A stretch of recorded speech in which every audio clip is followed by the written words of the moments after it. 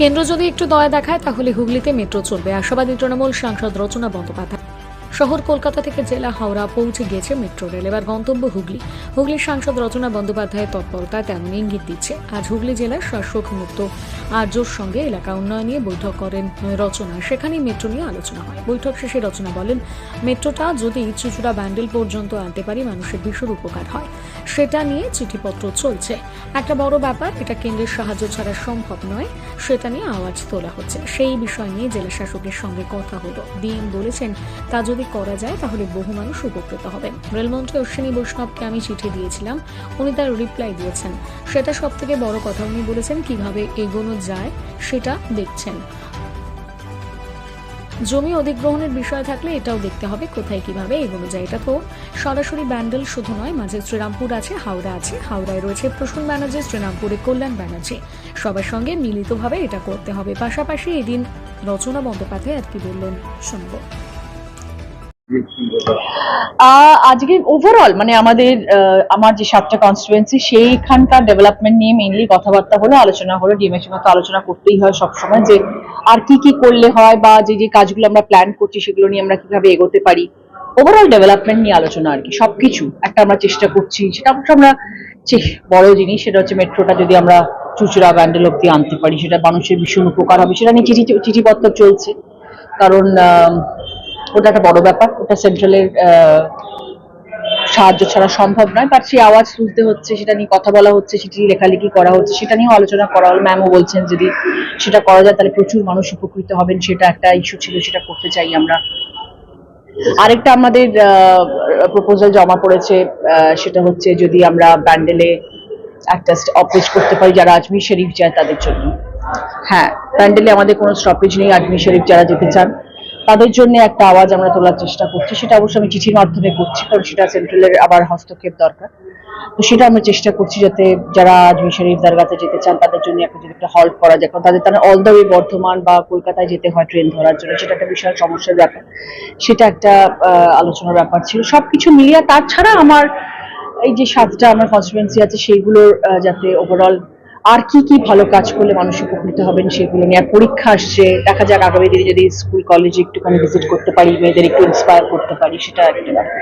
রেলমন্ত্রীর সঙ্গে তো আপনার মেট্রো নিয়ে কথা হয়েছে। হ্যাঁ, লেখালেখি হয়েছে, চিঠি উনি রিপ্লাই দিয়েছেন। সব থেকে বড় কথা, উনি আমাদের মিনিস্টার আসবেন, উনি আমাদের রিপ্লাই দিয়েছেন আমার চিঠি, সেটা সব থেকে বড় কথা। এবং উনি বলেছেন আমরা দেখছি যে কতটা কি এগোনো যায়।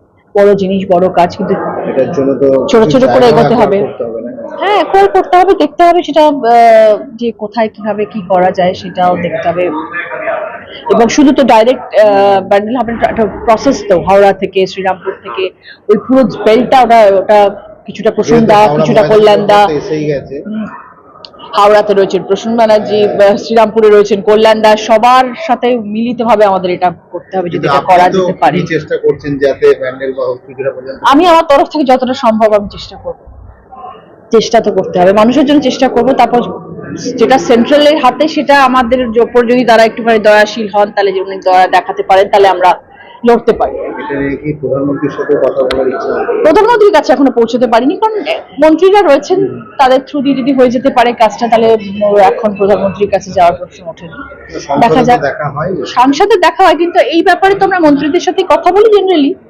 আর সাংসদে কি হয়, একটা প্রশ্ন যদি তুমি, অনেকে হয়তো ভাবেন যে সাংসদে কথা বলা হয় না কেন, কিন্তু যখন 500-র উপরে এমপি চিঠি জমা দেন, কার্ডটা যে লটারির মাধ্যমে উঠে কথা হবে, কে যে বলতে পারবে, এটাতে বিশাল বড় একটা প্রশ্নবোধক চিহ্ন। আমি যতবার চেষ্টা করছি, একসময় উঠে গেছিল বলাগড়ি রোশন নিয়ে, যখন আমি কথা বললাম, ভাগন নিয়ে যখন কথা তুলেছিলাম, সেটা আমার কপাল ভালো, আমি পেয়ে গেছিলাম এবং আমি বলতে পেরেছিলাম। আগামী দিনে আমি চেষ্টা করবো আমার মেট্রো রেল এবং আমার আগামী দিনে আমার অন্যান্য সমস্যা যেগুলো আছে সেগুলো নিয়ে কথা তোলার, যদি কপাল ভালো থাকে বলতে পারবো, আওয়াজ তুলতে পারবো। আর তাছাড়া সব থেকে বড় যেটা প্লাস পয়েন্ট, সেটা হচ্ছে যদি তুমি আওয়াজ তুলতে পার্লামেন্টে নাও পারো, চিঠির মাধ্যমে ওনারা রেসিপ্রোকেট করেন, সেটা ভীষণ প্লাস পয়েন্ট। মানে ইমিডিয়েটলি তুমি যদি একটা চিঠি দাও তার রিপ্লাই আসে, এমপিল্যাডের যে টাকা আপনার এলাকা উন্নয়নের যে কাজ হবে সেটা কবে থেকে মোটামুটি প্রথম কাজ তো অলরেডি শুরু হয়ে গেছে। মানকুণ্ড হসপিটাল রেনোভেশন শুরু হয়ে গেছে, আমাদের ধনিয়াখালীতে হসপিটাল অসীমাদি কাজ শুরু করে দিয়েছেন, প্লাস আমাদের সবটা টেন্ডার জমা পড়ে গেছে এবং টেন্ডারগুলো সেগুলো এখন ধীরে ধীরে পাস হচ্ছে। সব জায়গায় আমি মোটামুটি 90% ডিস্ট্রিবিউট করে ফেলেছি এবং আশা করি মানুষের কাজ খুব তাড়াতাড়ি শুরু হয়ে যাবে এবং আগামী দিনে সবাই উপকৃত হবেন। যখন যেটা যেরকম চেয়েছেন, আমি প্রথমত সবসময় চেয়েছিলাম যে মানুষের সাথে কথা বলে আগে জানবো যে কার কোনটা কি প্রয়োজন। তো সেটা আমাকে যেরকম ভাবে বলেছেন, যার যে এলাকায় জেলায় যেটা যেটা প্রয়োজন সেরকম ভাবে আমি করেছি চেষ্টা। এবার আগামী দিনে দেখা যাক কে কিরকম ভাবে চান। সব জায়গায়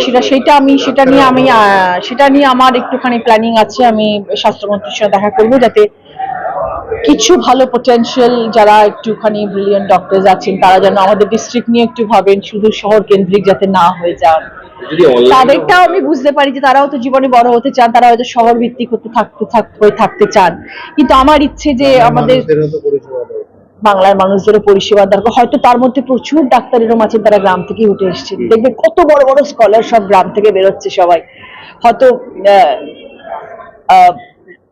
একটু মিডল ক্লাস, কিন্তু তারা ব্রিলিয়ান্ট। তারাই হয়তো একদিন IAS officer, IPS officer, doctors হচ্ছে। তারা যদি শহর ছেড়ে চলে যান, আমাদেরকে ছেড়ে চলে যান, তাহলে আমাদের গ্রামকে তারা দেখবে। তো সেই জন্য আমি চাই যে ভালো ভালো ডক্টরসরা আসুক আমাদের হাসপাতালগুলোতে। তাহলে একটুখানি বড় বড় হাসপাতাল আমরা রেডি করছি কিন্তু সেখানে ডাক্তার নেই, তাহলে সেবার জন্য যদি সেবাই না দিতে পারলাম তাহলে মানুষ তো সবসময় সেই কলকাতাতে তাদের কষ্ট করে ছুটতে হচ্ছে, তারপরে রাস্তা যেতে তো অঘটন ঘটে যাচ্ছে।